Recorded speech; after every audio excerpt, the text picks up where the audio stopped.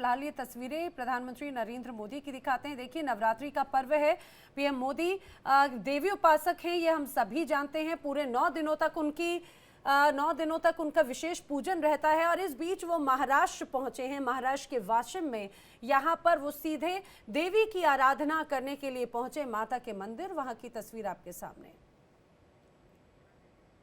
पोहरा देवी मंदिर में मौजूद है प्रधानमंत्री नरेंद्र मोदी पूजा अर्चना करते हुए। नवरात्र का तीसरा दिन आज है और ये तस्वीरें आपको सीधा महाराष्ट्र से दिखा रहे हैं। और साथ ही बता दें कि आज प्रधानमंत्री नरेंद्र मोदी महाराष्ट्र दौरे पर भी हैं और उससे पहले आप देखेंगे कि अपने दौरे की शुरुआत जो है वह नवरात्र के तीसरे दिन पूजा अर्चना करने के साथ।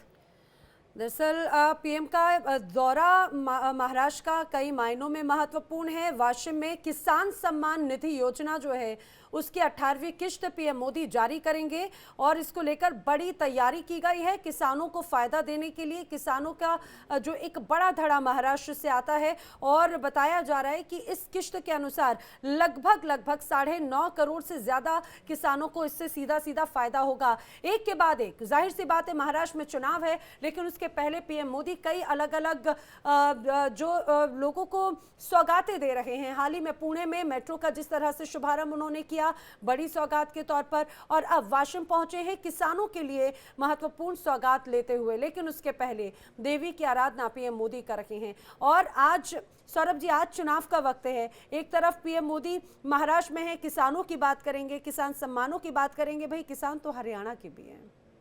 नहीं तो किसान हरियाणा के हैं, तो लगातार जो है भारतीय जनता पार्टी और जो हरियाणा की सरकार रही है उसमें किसानों के लिए हमेशा से विशेष तौर पे जो है उनके लिए कार्य किया गया है। भाई 24 फसलों पर एमएसपी देने का कार्य तो भारतीय जनता पार्टी की सरकार में ही हुआ ना। और इसके पहले 14 फसलों पर भी दे रहे थे। उन्होंने कहा कि भैया जिसके पास जो फसल होती है हम सारी फसलों पे एमएसपी दे रहे हैं। लगातार अपने केंद्रीय मंत्रियों को भेज करके, कृषि मंत्रियों को भेज करके, अगर कुछ किसान नाराज हैं, कुछ किसान जो है उनकी नाराजगी को दूर करने का प्रयास इन्होंने किया। कभी भी देखिए किसी तरह का कोई ऐसा किसानों के से विरोध नहीं रहा भारतीय जनता पार्टी का। हाँ, कुछ एक संगठन है जो एग्रेसिव होकर के भारतीय जनता पार्टी के खिलाफ जिन्होंने प्रचार प्रसार जरूर किया। लेकिन मेरा मानना है कि जो किसान है, जो नौजवान है और जो पहलवान है, अगर ये पहलवानों का अगर हम देखें मेडल जो है, मेडल के क्षेत्र में लगातार जो है हरियाणा में मेडल बढ़कर के आए हैं। चाहे वो एशियन ओलंपिक गेम्स हुआ था इसके पहले, उसके बाद जो है लगातार जो हमने वहां पर देखा कि कितने जो है मेडल्स की संख्या बढ़ी हुई है। तो देखिए कहीं ना कहीं सरकार प्रधानमंत्री नरेंद्र मोदी जी के नेतृत्व में, और जब खट्टर साहब थे उनके नेतृत्व में, उसके बाद जो सैनी साहब आए उनके नेतृत्व में लगातार किसानों को, नौजवानों को, युवाओं को, महिलाओं को, उनके विकास के कार्यों को लगातार करने का प्रयास किया। इससे बिल्कुल इस बात को दरकिरार नहीं कर सकते कि किसानों का एक बड़ा मुद्दा हरियाणा चुनाव में है।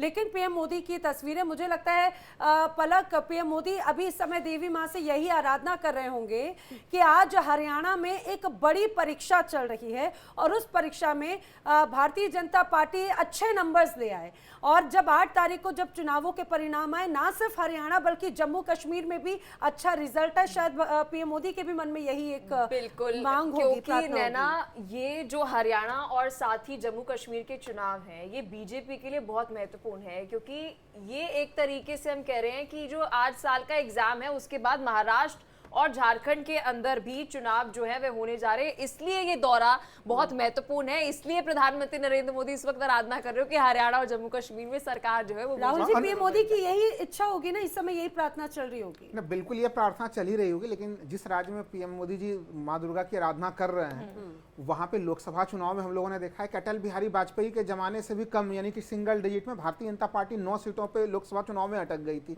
तो एक तरह से उनका ये भी होगा कि महाराष्ट्र में कुछ अच्छा, विधानसभा चुनाव में भी कुछ अच्छा प्रदर्शन करे। और आज हरियाणा के मामले में तो बिल्कुल वो देवी मां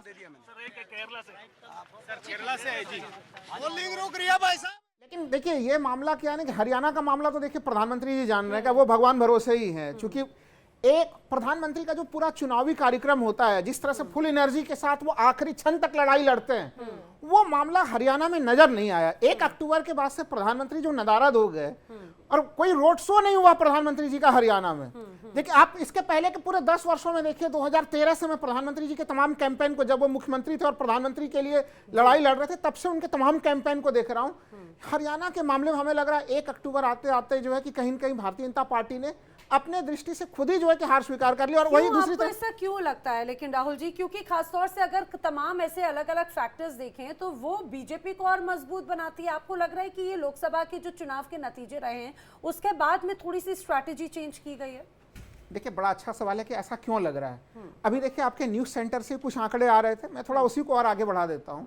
2019 में जब 10 सीटें ये लोग जीते थे, 10 के 10, तब वहां पे विधानसभा में भारतीय जनता पार्टी पता कितने सीटों पे आ गई थी? 2019 के लोकसभा चुनाव के अनुसार 79 सीटों पे भारतीय जनता पार्टी आ गई थी। और जब उसके कुछ महीने बाद विधानसभा के चुनाव होते हैं तो हम लोग देखे 40-41 पे जाके अटक जाते हैं। इस बार के संदर्भ में अभी वो 42 सीटों पे आगे दिख रहे हैं वो लोकसभा चुनाव के अनुसार। तो अब आप सोच के देखिए कि कहां जाएंगे, क्योंकि अगर लोकसभा विधानसभा चुनाव में हम लोग देखते हैं कम से कम भारतीय जनता पार्टी के वोट प्रतिशत पुराने रिकॉर्ड में 20% नीचे सीधे गिर जा रहे हैं, उनका वोट शेयर। क्या यही वजह है सौरभ जी कि इस बार जो है पीएम मोदी की उतनी सक्रियता से रैलियां नहीं हुई? जो स्टार प्रचारकों के तौर पर हमने देखा, चाहे बात योगी आदित्यनाथ हो या फिर बीजेपी शासित राज्यों के सीएम या बड़े दिग्गज तो पहुंचे, लेकिन पीएम मोदी की उस तरह से एक्टिवनेस नजर नहीं आई जैसा कि राहुल जी बिल्कुल। और लोकसभा चुनाव की अगर बात करूं तो तब ज्यादा हरियाणा में जोश जो है वो बीजेपी का दिख रहा था। अभी विधानसभा चुनाव में क्या हो गया कि जोश जो है वो थोड़ा सा कम लग रहा है? देखिए, सबसे पहले तो आप लोगों ने प्रधानमंत्री नरेंद्र मोदी जी के मन की बात बताई, तो मैं भी वो पूजा अर्चना कर रहे थे। उनके मन में यही चल रहा था कि इस देश हिंदुस्तान का हर एक व्यक्ति, चाहे वो किसान हो, नौजवान हो, महिला हो, पहलवान हो, सभी लोग जो है वो खुशहाली से रहें। उनका चुनाव जीतने और हारने से मुझे नहीं लगता कि कोई लेना देना होगा, पहली बात। दूसरी बात कि निश्चित रूप से लोकसभा की अगर आप बात कर रहे थे तो वो लोकसभा का चुनाव प्रधानमंत्री नरेंद्र मोदी जी के चेहरे पर लड़ा जा रहा था। वहां पर वो चुनाव चिन्ह कमल था और जो चेहरा था वो प्रधानमंत्री नरेंद्र मोदी का था। वो सिर्फ हरियाणा में नहीं गए, वो देश के जितने भी राज्य हैं वहां पर लगातार उनकी रैलियां रही हैं। विधानसभा चुनाव की अगर आप बात करते हैं तो प्रधानमंत्री जी और उनके बाकी जितने भी लोग हैं वो लगातार प्रचार प्रसार में तो कह रहे हैं। क्या आप ये बता सकते हैं कि कांग्रेस का प्रचार प्रसार उतनी मजबूती से यहां दिखाई दे रहा है? कांग्रेस सिर्फ सौरभ जी, मैं आपकी इस बात से सहमत नहीं हूँ। आप लोकसभा चुनाव का जिक्र कर रहे हैं, कह रहे हैं कि मोदी के चेहरे पे चुनाव जो लड़ा जा रहा है। जरा हम चलते हैं 2023 में, अगर आपको एमपी, राजस्थान और छत्तीसगढ़ याद हो, तब भी पीएम मोदी के चेहरे पे चुनाव लड़ा गया। इस बात का जवाब ले, लेकिन ये तस्वीरें भी दिखाते चलिए। पीएम मोदी देखिए वाशिम पहुंचे हैं और बेहद खास अलग अंदाज में अब से कुछ क्षणों पहले, कुछ मिनटों पहले देवी की आराधना कर रहे थे और अब देवी के ही मंदिर में वहां पर नगाड़ा बजा रही है।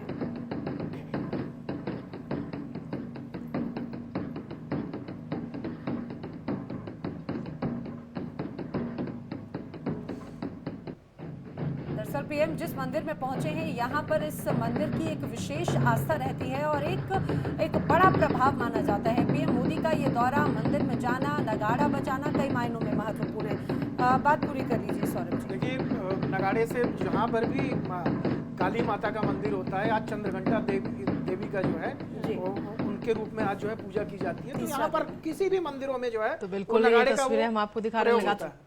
जी जी जी।